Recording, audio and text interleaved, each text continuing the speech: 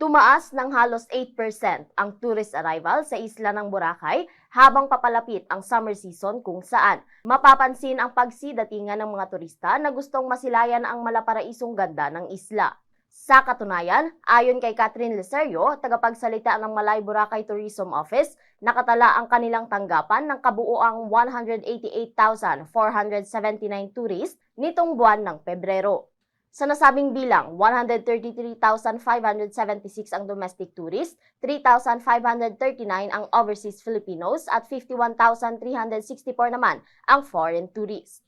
Ang patuloy na pagtangkilik ng mga local at foreign tourists sa tanyag na isla ay dahil sa kaliwat kanang promotion ng Boracay sa pamamagitan ng aktibong partisipasyon ng lokal na pamahalaan, mga travel agencies, establishment owners, stakeholders at iba pa sa mga ginaganap na expo. Dagdag pa ni Leserio, ang pakikibahagian niya ng Tourism Office staff sa mga expo ay makahikayat pa ng mas maraming turista na bibisita sa isla ng Boracay. Gayunpaman, aminado ang Tourism Office na hindi pa lubusang nakabalik ang sektor ng turismo sa isla, ngunit pinagsisikapan nila ito sa kasalukuyan upang mas mapalakas ang paghatak ng mga turista lalo na ngayong summer season.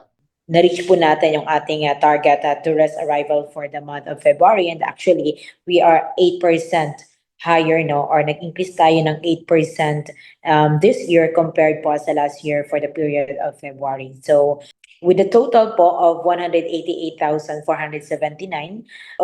yung foreign po doon is nasa 51,364, while yung domestic naman po natin is nasa 133,576, then yung OFW natin na umabot po ng 3,539, and wherein meron po tayong daily, no, na average tourist arrival na 6,700.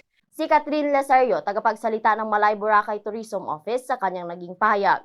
Mula rito sa Bombo Radyo Kalibo. Bombo Ashley May Pamaos nag-uulat, and this is Bombo Radyo Philippines, the #1 and most trusted source of news and information. Basta Radyo. Bombo!